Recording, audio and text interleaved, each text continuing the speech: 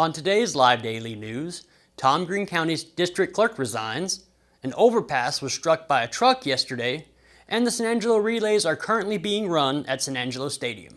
I'm James Bellini, and this is Live.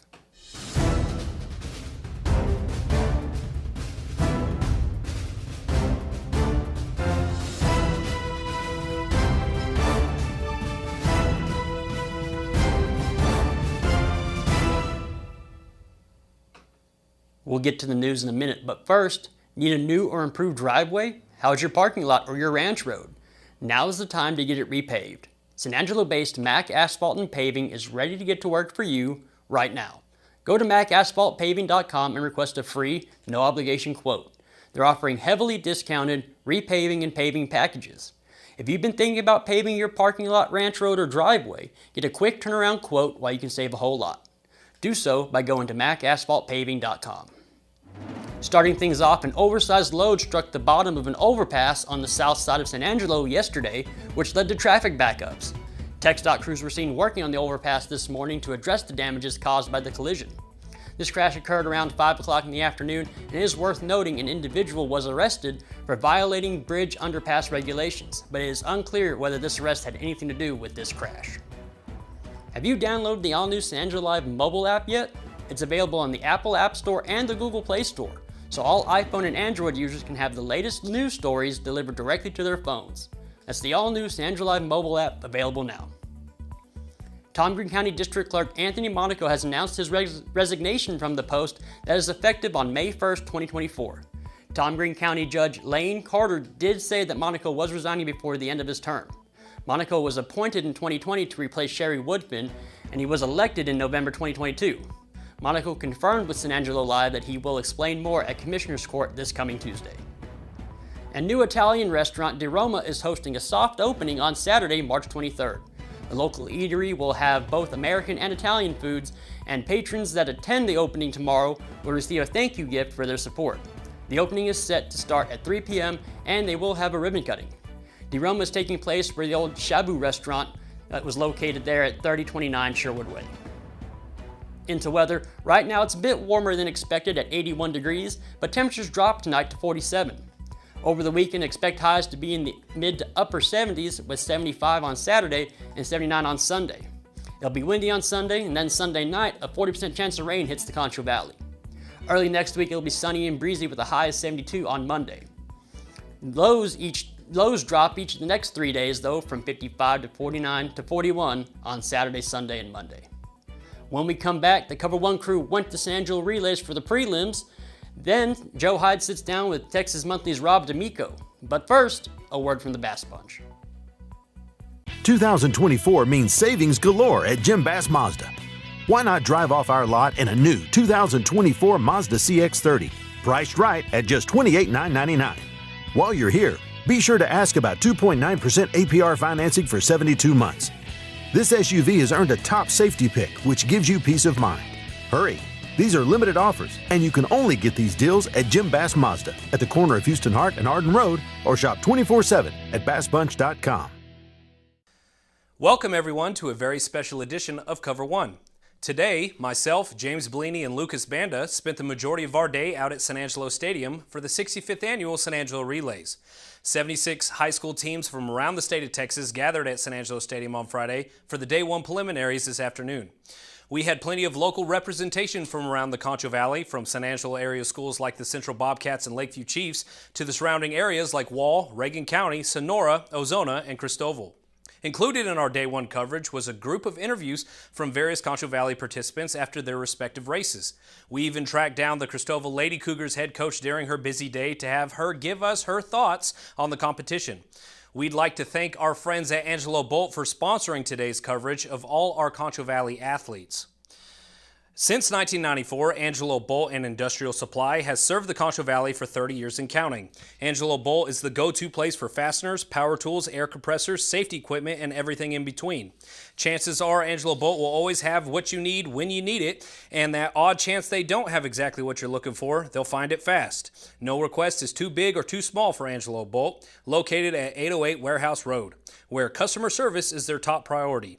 Thank you, Angelo Bolt, for bringing up our coverage of all things sports in the Concho Valley.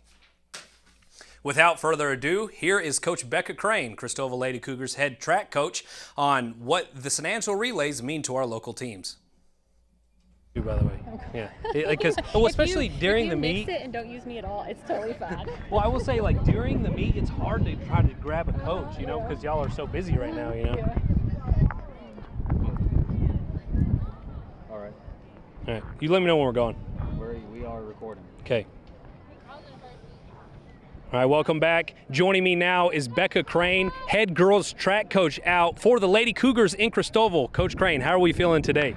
We're feeling good. We have nice weather, and it's a great meet, so we're feeling good. Oh, yeah. Isn't this weather so much better than it was last year this time when we were all just sitting here baking, right? Yes. Not quite as hot, and so, okay. Yeah. Yeah, so you're at the historic meet that is the San Angelo Relays. It's one of the biggest meets in the state, and of course you're one of the schools in the Concho Valley that represents every single year. What does it mean to the Lady Cougars track team and just, I guess, Cristobal High School to be able to come up and compete at a meet like this every year? Right, we look forward to this meet every year. You know, it's a great chance for our athletes to come out and just show what they're made of and what they're capable of. We've got a lot of talented girls, and we like to see them compete and really take that next step to get ready for district. And getting ready for district is probably the best way you can describe it, because there is stiff competition out here, you know, because especially in the division, what is it, 2 and 4? I think those are the girls' divisions, right? Yes. Yeah. Like you got anywhere from, you know, El Paso schools down, you know, all the way to, you know, Metroplex schools in some cases. But you got pretty much the entire panhandle here today too, competing against y'all. What is it like competing against some of these opponents that you don't usually see? Yeah, it's always good to see different competition, you know, get a different look at and just be able to compete no matter who you're running against. And it's great for us to see some of the bigger schools also, you know, learn and grow as you're here too. Now, let's ask a fun one, more of you as a coach. Of course, last year, I don't know if you remember, but you took a bit of a spill. It was a good laugh for all the girls on your team. Yes. What's it like being a coach for these girls, knowing that they have such a good sense of humor that they can pick you back up even when stuff like that happens? Right. Oh, our girls are great. They are a great group of girls. They're fun. They're competitive. They show a lot of grit. They work hard day in and day out. But they're great girls that have fun. And yeah, laugh about stuff, but they'll get the job done when the time comes. So. All right, finals are tomorrow. How many athletes do you expect to be there? Yes. Well, we have some out for sickness, and we're kind of filling in. But hopefully, I mean, we'll just take whatever we can get to finals, and we have our distance girls tomorrow. They should compete really well tomorrow. So that we're going to look forward to that. But we'll see what we have. Yeah, but if anything, all this meet really does is really prepare y'all for y'all's tough matchup when it comes to district. Yes, sir. We like to see this to get our district competition, and then beyond when you see our track meets a little bit more structured like this. So, yeah. All right. Again, this has been Coach Becca Crane, head coach of the Lady Cougars out in Cristobal. Thank you so much for being here with me today. And remember, guys, all this San Angelo Relays coverage is brought to you today by Angelo Bolt. Thank you again for taking the time, Coach Crane, and good luck to the Lady Cougars as we move into the finals tomorrow. Next, we caught up with one of Division III's most formidable speedsters after she won her preliminary heat of the 100-meter dash. Wall Lady Hawks' Kale Neighbors set a personal best in her race with a time of 12.82 seconds. She will surely be competing in the finals tomorrow, but before then, she gave us her thoughts on her performance. Let's take a look. All right, joining me now is Kale Neighbors. Lady Hawks from Wall just ran a PR in the 100-meter dash on a time that's almost guaranteed her to send her to the finals tomorrow. Kale, how are you feeling after your PR performance? I'm feeling amazing. I wasn't prepared to PR, but I'm glad that I came out here and ran what I could. Yeah, and we could tell that you gave it your all. Like, even after you were done, it was just like 1 minute type situation. But when it comes to just doing sprints like this, it's nothing else is really like it. You only are going for about 10 to 12 seconds. What is that adrenaline rush when you cross that finish line and you know that you accomplished exactly what you wanted to? Oh, it's an amazing feeling. It's something I don't think you ever feel until you do it, and you can't explain it either. And so if you do indeed make it to the finals, which I'm pretty sure that you will, what is your main goal in that final? Are you saying that you want to win it all, or you just want to try to PR again? What do you think? I would like to be able to PR again. Ultimate goal, placed on that podium, #1. But I'm willing to give it my all and see where God takes me. And last question here from me. This is just about the San Angelo Relays as a whole. How important is this meet to y'all's track team as you prepare for your district meet here in a couple weeks? Oh, it's very important. It really gets us prepared for how many people are here, the teams will possibly be running against, and the environment and energy that everyone brings to it. All right. Well, congratulations on your PR, Kale. And again, this has been Wall Lady Hawks, Kale Neighbors, PR today, almost guaranteed to make the finals tomorrow. And guys, remember, all this San Angelo Relays coverage in 2024 is brought to you by Angelo Bolt. Back to y'all. Thank you. That young lady makes most of us all look slow, doesn't she? Thank you again for the interview, Kale, and good luck tomorrow. Finally, no Cover 1 show would be complete without yours truly talking about my Central Bobcats. The Cats 4x1 relay team finished second in their heat today and second overall headed into tomorrow's finals. I talked to each member of the relay team after their race to get a glimpse of how they were feeling. Let's take a look. All right, joining me is the entire Central Bobcat sprint team that just finished second in the preliminaries of the 4x1. Guys, it seemed a little close there at the end, but you came back and got second place. Let's go ahead and introduce all four of y'all to the audience. I'm Colton Gossett. I'm Peter Kagani. I'm Alex Lindsay. Andres Diaz.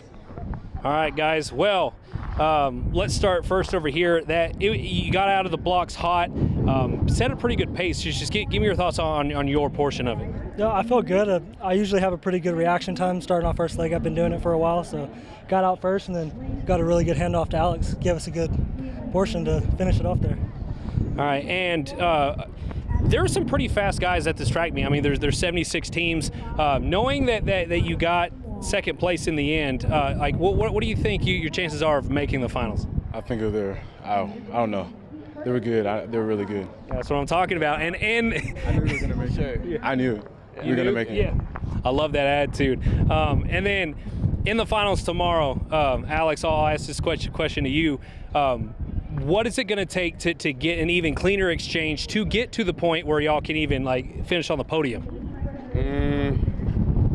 Really just do what we do. Just run it at 100%. Crisp, clean, no mess ups. There's no room for mistakes in finals.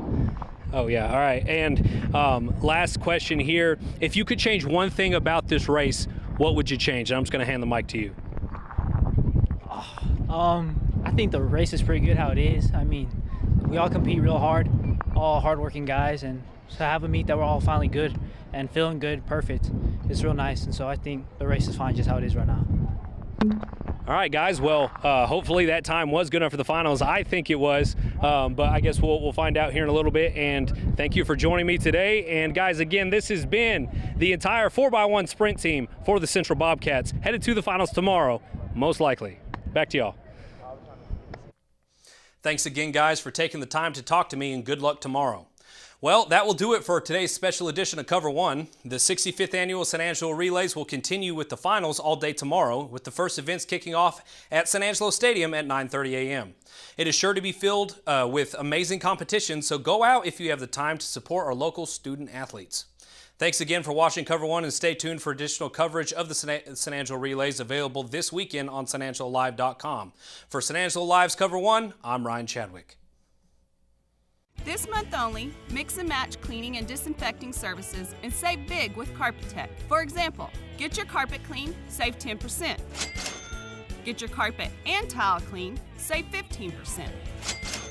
Or get your carpet and tile and air ducts clean, save 20%. Call Carpetech today, 325-735-5142. If your home is in a wreck, call Carpetech, yeah. Well, hello, welcome back. I'm Joe Hyde, publisher of San Angelo Live. Today, we're going to look into some San Angelo history. And to help us do that, I brought on with me a writer from Texas Monthly, writer and podcaster, Rob D'Amico. And Rob, you actually don't live in Austin, so you have a different perspective than Austin people, wouldn't you? Well, Would you say so? I did live in Austin for a long time. But then you escaped. I escaped and moved out to far west Texas in the middle of nowhere. So he lives down there where they have chili cook-offs and things like that. But exactly. Anyway, you have a piece in this month. This is the April 2024, in case someone's watching this like 10 years from now. April 2024 Texas Monthly about the murders. Is a 1988 cold case of murders of Shane and Sally. Right. So Shane, can you give us like a 30-second elevator pitch / thing about what Shane and Sally is all about? Sure. So Shane and Sally were two teenagers, boyfriend, girlfriend. Shane was just about turning 17. She was 18. They went to see the fireworks at Lake Nasworthy on July 4th, 1988, and they never came home. So they found Shane's Camaro, which he took great pride in, obviously, as a 17-year-old, abandoned at O.C. Fisher Lake. The door was open, the keys were on the dash, the teens were gone, and early on, the cops investigating the case thought maybe they ran away to get married. Yeah, which eloped. Made no sense at all. Like, why would you park your Camaro somewhere, leave it, and walk miles and miles to who knows where? Yeah. But, as the months began to pass, they figured something was probably foul play. And sure enough, they found their bodies in mid-November 1988, kind of haphazardly buried under some brush out by Twin Buttes. And so people don't understand where they found the bodies. It's off of FM 584. It's down there kind of by where the police gun range is, I would think. It's down by the south pool of Twin Buttes, so I don't know where the gun range is. So you go out to Knickerbocker Road and just keep going, but don't turn on Knickerbocker Road and go over the overpass or go over the equalization trail. Just keep going. It's somewhere back there. Yeah. There's been, I've covered crime here for 10 years, and there's been other crimes where people have gone, run in those areas. It's kind of like, if you imagine the Civil War in Virginia, the wilderness, right? The battles of the wilderness. That's what that area back there is. Really thick brush. Yeah, it's super rough, super remote. You pretty much have to have a high clearance 4x4 to get in there. And a hunter ultimately found Sally's body first, and then 75 feet away they found Shane's, and that kind of kicked in the. And the autopsy revealed they'd been shot at close range with a shotgun in the face. Not in the face. That's one of only like 3 details that I won't divulge publicly. Oh, okay, gotcha. Because we feel that if someone does come forward, that's a detail that would show that they were really there and knew about the crime. So, but they were shot with a shotgun, close range. Gotcha. You're obviously a Texas Monthly guy, and you're always looking for stories, and this is an interesting story. So besides that, what brought you to gain an interest in this cold case? Well, it was funny because I went to high school with a woman named Karen Jacobs, and she kind of does film, TV work, and advertising. And she had gotten a contract with DPS to maybe do a cold case series for the Texas Rangers, but it didn't pan out. But she found this case stuck out in her mind, and she really felt for the parents having this unresolved situation with their kids. So we were talking together one July 4th in Alpine, Texas, and she said, hey, you're the journalist. Can you look into this? And I looked into it and found some really bizarre facts, and it just hooked me from there. And this is the father. I'm going to hold this up. You can see that. This is the father's portrait on the beginning of your piece on Texas Monthly. Some beautiful photography in this piece. It really is. You guys. They make Nick Hanna look like Wyatt Earp in here. Let's see if I can find it.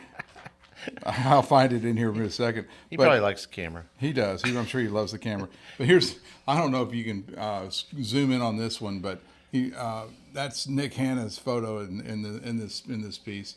But the written piece is a companion to what you call a podcast series. Yeah, it's a serial podcast. It's 7 episodes, possibly another one or something if something develops. But each episode is about 45 minutes.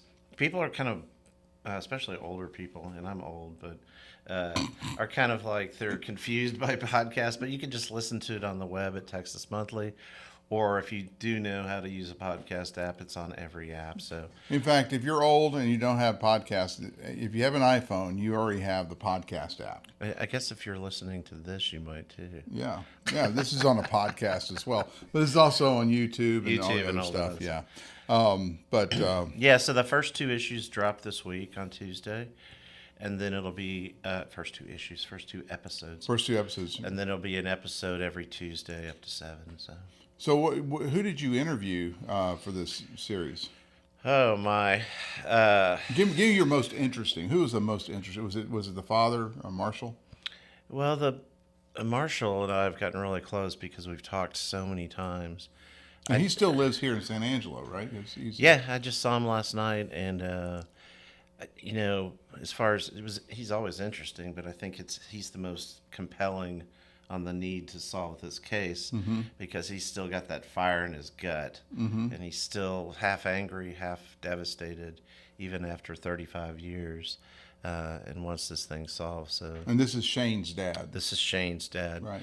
Sally's parents. You'll hear in the podcast they still want this resolved. They're very upset, and they feel like nothing's being done, or at least in the past few years, to do anything else to investigate the case. So they're in it too. Yeah. Well, 1988. When we think back when 1988 it was in our lives, that was a presidential election year. That was the year you had Dukakis versus George H.W. Bush in the election. And this happened when July 4th. So that was kind of what was in the news at the time. It was probably the presidential election of 1988. We were talking about this before we went on the air.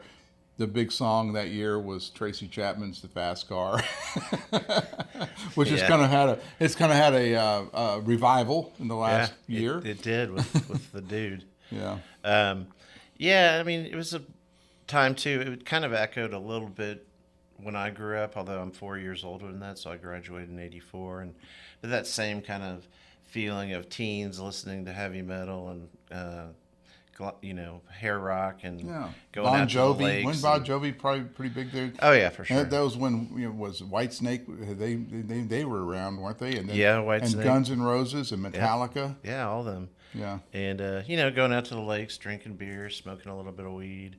Was the and thing back then it was just normal weed. It wasn't like hyped up weed like today. Yeah, it was shit weed. Yeah. But I kind of when going through this podcast experience, me and Karen, who went to high school and did the same kinds of things that Shane and Sally did, except for the Satanism part, we kind of relived that a little bit. So that was pretty cool. So you opened up the Pandora's box, talking about the satanic cult aspect of it, just to fill people in a little bit. Shane and Sally were at this 4th of July fireworks, which we still have. The Lake Nasworthy Association, the homeowners out there still have a gigantic fireworks display every 4th of July.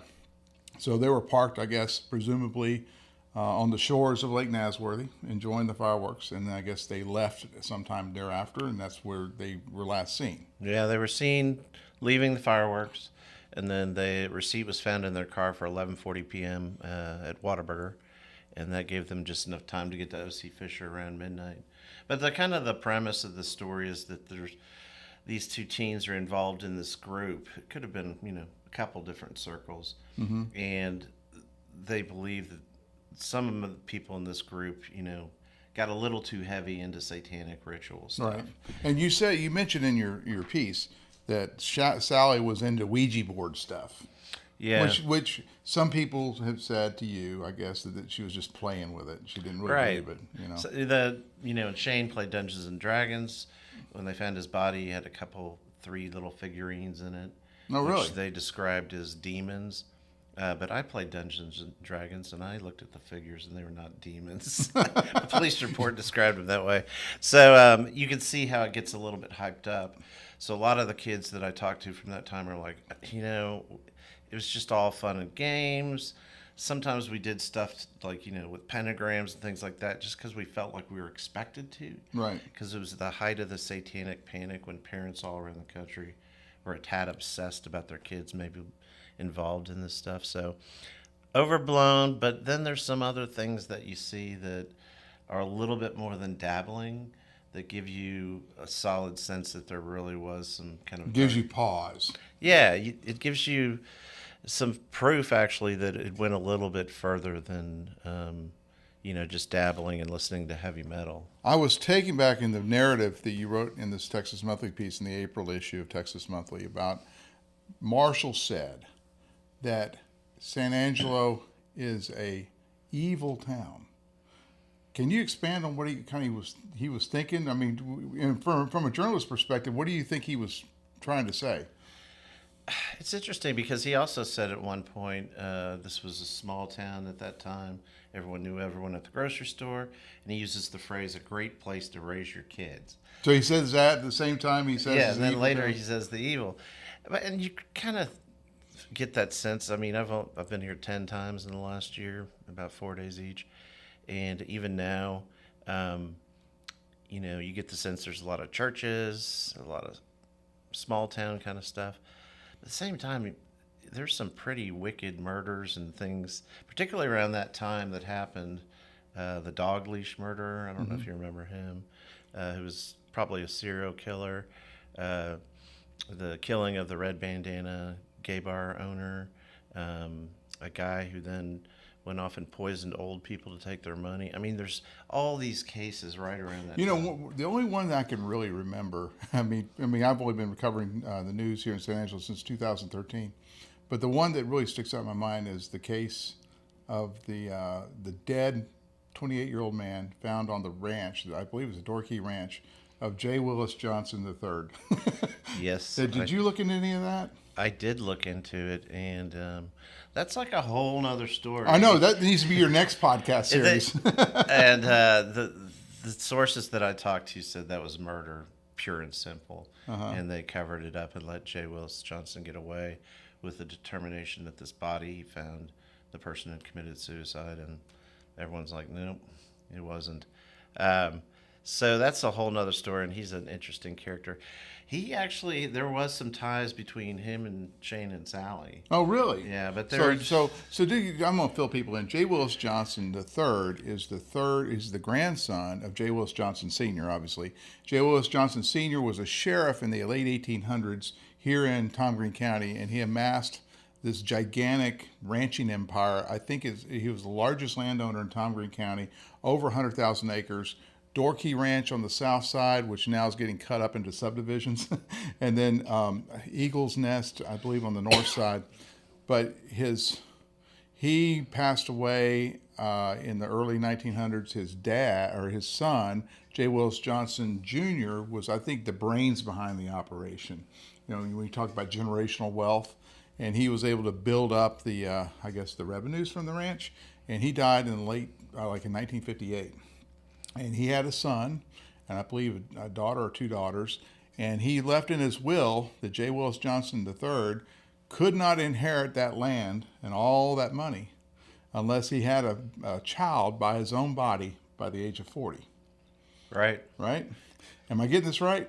You are getting it right. I don't remember if it was 40 or not, but yeah, he had to have a child. And so he didn't comply, and so he didn't. So he was able to. I guess he still lived off the trust, and he still was able to manage the land, but he never inherited it. And there was a big lawsuit in the 80s, about the time you were graduating from high school, with John Mark McLaughlin representing I believe the siblings, and he's suing to get his just piece of the estate, and I believe he lost that lawsuit. He did, and he was a well-known philanthropist.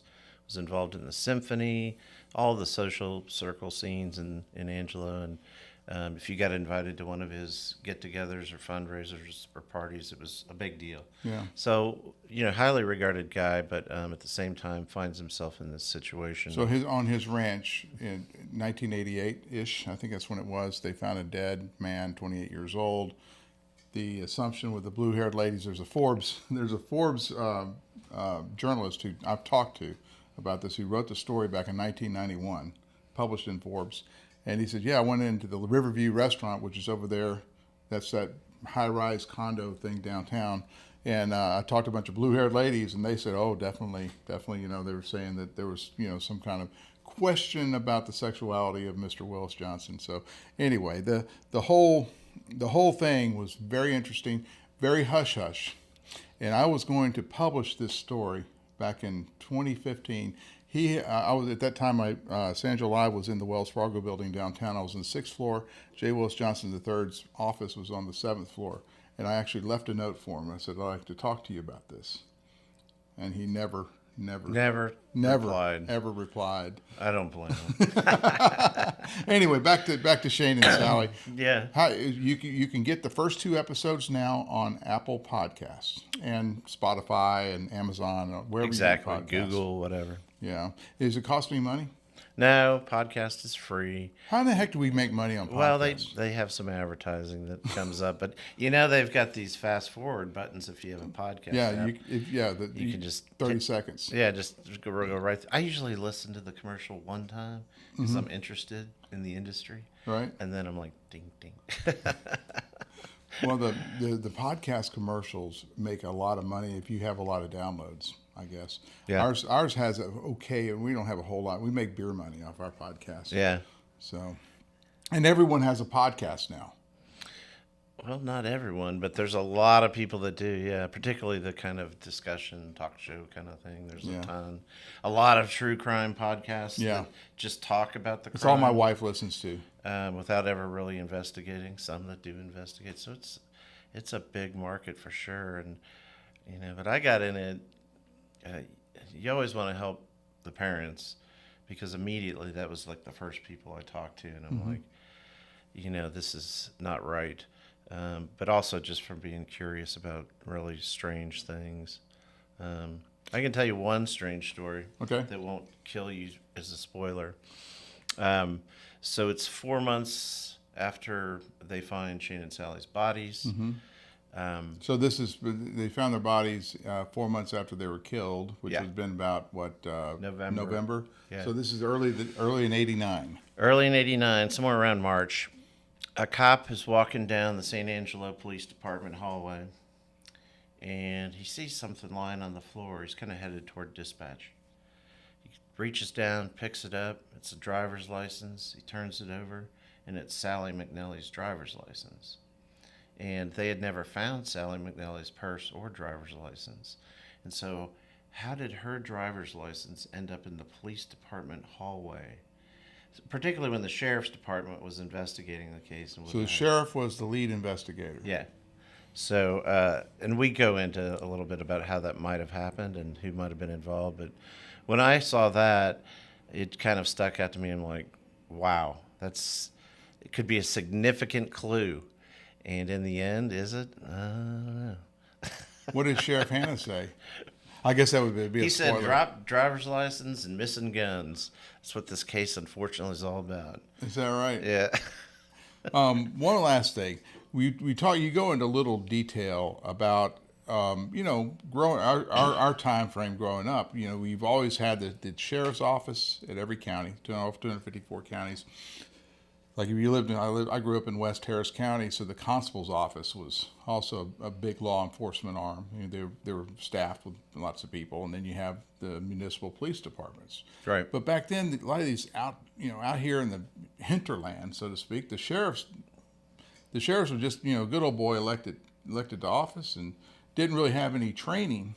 Whereas today, a lot of these sheriff's positions are being, retired Texas Ranger might run for it, So there's been a lot of political, particularly in the right side, the conservative Republican discussion about why are we using our sheriff's offices as retirement sitting places for these retired Texas Rangers. I would argue it's probably a good thing to have a trained Texas Ranger as a sheriff. Yeah, and you get the sense of that with Hannah. And unfortunately, he's dealing, because he was a Texas Ranger, now sheriff. And he's dealing with the mistakes of these early officers. Yeah. But it was also a different time. There was no DNA. It was just emerging at the time, although DNA may play a role in this case. And I would think that defense tactics in trial have evolved, where, you talk a lot about how they had a marshal drive the car away from the crime scene or whatever, and he contaminated everything. Well, we don't know if someone would have brought that up in 1988, in trial. So, contamination of a crime scene today, like, for example, we had a KLST as our TV station. And we had a oil field worker, go over to Desiree's, which is the, gentleman's club here. Oh, I did not know that. Yes. No, I did.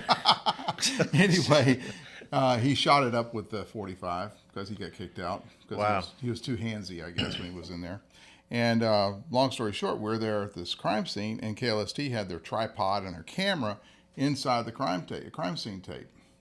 And in trial, the defense attorney was able to get a lot of the evidence thrown out because KLST camera was inside the crime scene tape.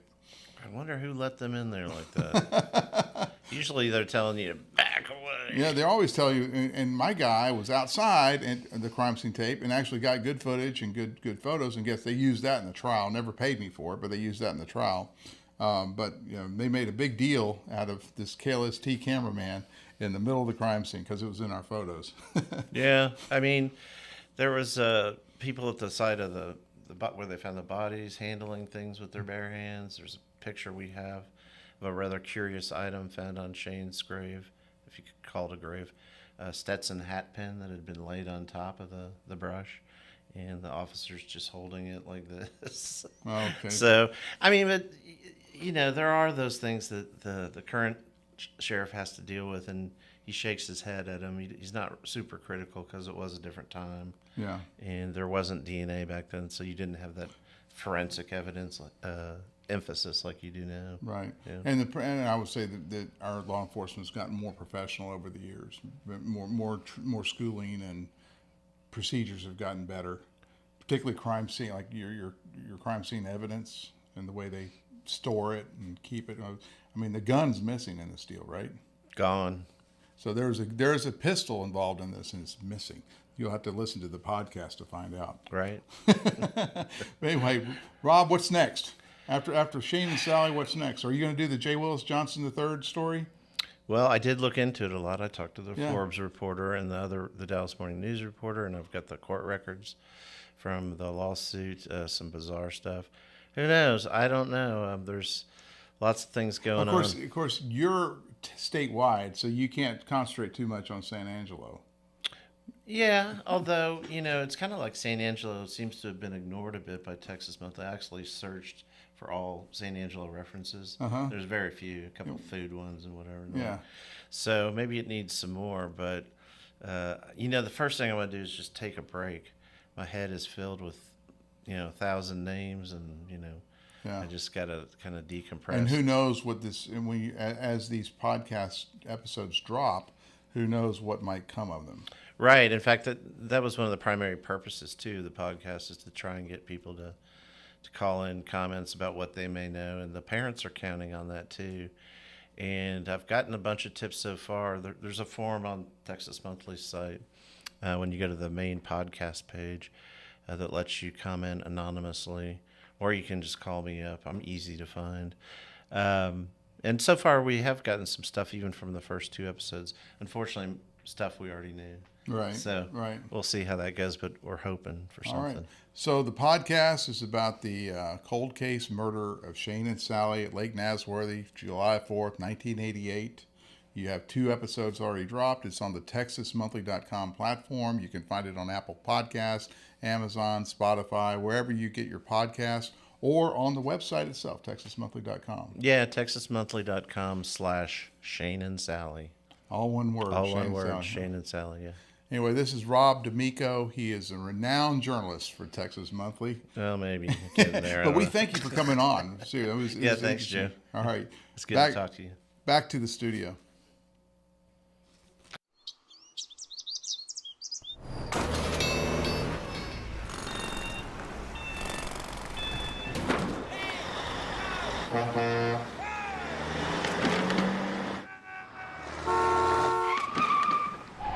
It's hard to believe how reckless some people can be and how hard they fight against real victims. You need a partner who consistently beats the giants and who will never, ever flinch. When it comes to unique pieces you can't find anywhere else, Kano's Diamonds and Coins is your one-stop shop. With over 24 years in the diamond and coin industry, Kano's Diamonds and Coins is West Texas's choice for diamonds, jewelry, coins, silver, and gold. Owner Bill Kano stands by his work and offers free consultations, including estate jewelry. Don't just trust anyone with your valuables. Come see the staff at Kano's at 1016 West Beauregard in San Angelo. Thanks for watching the only locally owned live news show in the Concho Valley. We really appreciate your feedback in the comments section and letters to the editor. Thanks again for making San Angelo Live the #1 news source in the Concho Valley. We really look forward to bringing you all the news again throughout 2024, first as always. Have a great evening, and we'll see you back here next week.